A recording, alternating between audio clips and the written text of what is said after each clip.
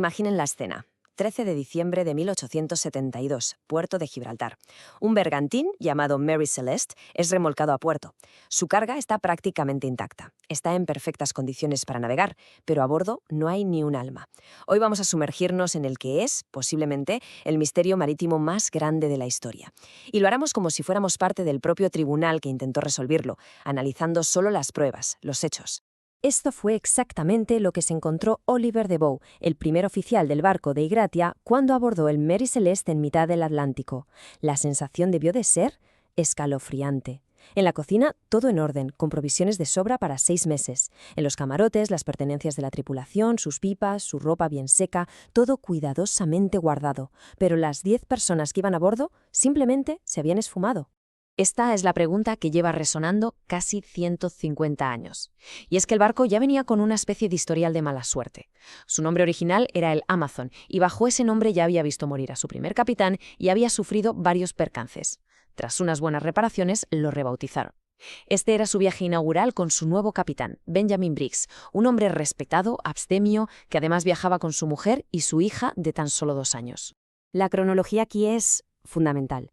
Fíjense, el capitán del de Igratia, David Morehouse, no era un desconocido, conocía a Briggs, de hecho, eran amigos. Por eso, cuando se encontró el barco abandonado, lo llevó a Gibraltar para presentar una reclamación de salvamento, algo que era y es un procedimiento totalmente normal. El misterio, claro, se esconde en esos 9 días que pasaron entre la última anotación de la bitácora y el hallazgo.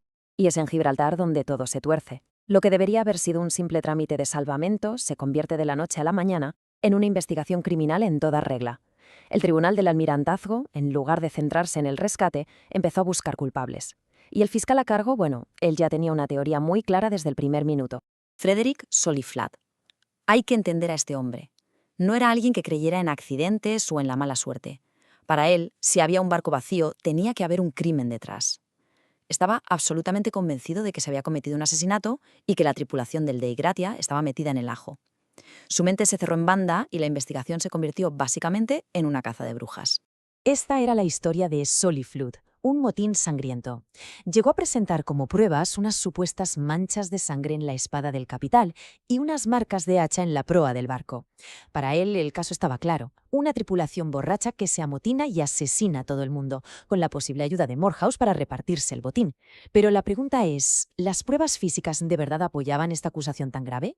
Bien, pues ahora nos toca a nosotros hacer de forenses, porque cuando uno empieza a analizar las pruebas físicas que se encontraron en el Mary Celeste, la teoría del fiscal no es que se debilite, es que se viene abajo por completo, pieza a pieza. El motivo principal de Soliflut, el alcohol. Suena muy peliculero, pero es que la carga no era ron ni whisky para una fiesta pirata. Era alcohol industrial, básicamente veneno. Además, la investigadora Anne McGregor demostró algo clave. Los 9 barriles que tenían fugas estaban hechos de roble rojo, una madera mucho más porosa que la del resto. La fuga era predecible. Así que el motivo del motín por borrachera simplemente no se sostiene. Este contraste es revelador. A ver, si hubiera sido un motín o un ataque pirata, lo primero que desaparece son las cosas de valor, ¿no? Pues aquí no. El dinero, las joyas, los efectos personales, todo estaba intacto. ¿Qué es lo que faltaba? Pues justo lo esencial para sobrevivir en el mar, el único bote salvavidas y los instrumentos para navegar. Esto no huele a huida violenta, sino más bien a una evacuación ordenada y sobre todo premeditada. ¿Y qué me dicen de las famosas marcas de hacha? Soliflut veía ahí un sabotaje clarísimo. Sin embargo, un perito naval que inspeccionó el barco a fondo concluyó que esas hendiduras en la proa eran totalmente consistentes con el desgaste normal de un barco de madera. ¿Y las manchas de sangre de la espada? Resultaron ser simple óxido. No había ni una sola prueba física de violencia en todo el barco. Ni una. Vale, si descartamos el crimen, la pregunta sigue ahí. ¿Por qué abandonarías un barco que está en perfecto estado? La respuesta más lógica, seguramente, no está en lo que pasó, sino en lo que el capitán Briggs temía que pudiera pasar. La decisión de abandonar el barco probablemente se tomó por puro pánico. Un pánico, eso sí, justificado. Se han hecho experimentos modernos que demuestran algo fascinante. Los vapores de esos barriles con fugas, al acumularse en la bodega, pueden provocar una deflagración. O sea, un estruendo enorme, una llamarada, pero casi sin calor y sin dejar rastro de hollín. Para el capitán Briggs, oír un pum así de fuerte y ver quizás las tapas de las escotillas saltar por los aires podría haber sido la señal de que una explosión catastrófica era inminente. Y esta teoría, que fue articulada por un familiar de Briggs, el Dr. Cobb, es la que mejor encaja con todas las pruebas. Explica por qué se llevaron los instrumentos de navegación, para seguir al barco a una distancia segura mientras veían qué pasaba. DeVeo encontró la driza de pico, un cabo muy resistente, rota y colgando por la borda. Y también notó que las velas estaban izadas de una forma rara, lo que sugiere que una racha de viento repentina pudo desplegarlas, hacer que el barco acelerara de golpe, rompiera el cabo de remolque y se alejara para siempre de su tripulación. A pesar de la falta total de pruebas de un crimen, el Tribunal de Gibraltar, muy influenciado por Soliflute, nunca llegó a exonerar del todo a la tripulación del Dei Gratia. El caso se cerró sin una conclusión clara, y eso dejó un vacío perfecto para que la sospecha y la imaginación hicieran el resto. Esta fue la cantidad que el tribunal le concedió a Morehouse por el salvamento: 1.700 libras, apenas una quinta parte de lo que valían el barco y la carga. Una cantidad tan baja era, en la práctica, un castigo.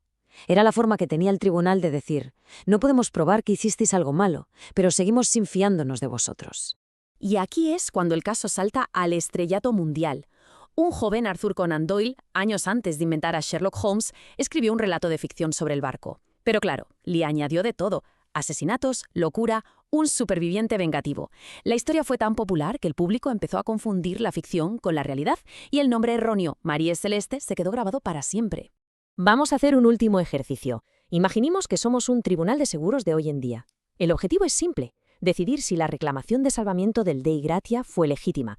La pregunta clave es: ¿era el Mary Celeste un derelicto, o sea, un buque abandonado sin esperanza de ser recuperado, o fue todo un fraude?